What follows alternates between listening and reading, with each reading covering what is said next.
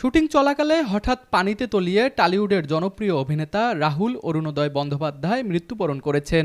ভারতের পশ্চিমবঙ্গ ও উড়িষ্যার সীমান্তবর্তী তালসারি সমুদ্র সৈকতে শুটিং করতে গিয়ে দুর্ঘটনায় তার মৃত্যু হয়েছে।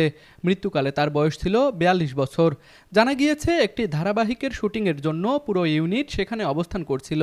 শুটিং চলাকালে হঠাৎ পানিতে তলিয়ে যান রাহুল।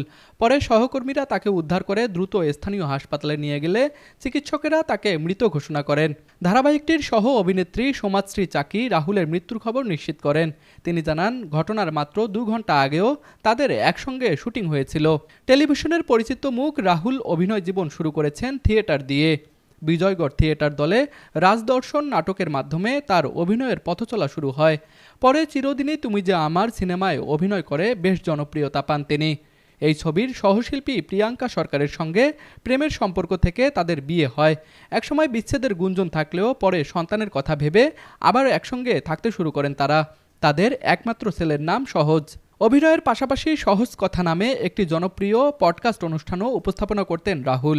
দীর্ঘ বিরতির পর সম্প্রতি আবারও ধারাবাহিকে ফিরেছিলেন তিনি। সর্বশেষ ভোলে বাবা পার করেগা ধারাবাহিকে অভিনয় করে দর্শকদের প্রশংসা কুড়াচ্ছিলেন। তুষার আচার্য, বিনোদন ডেস্ক, RCTV।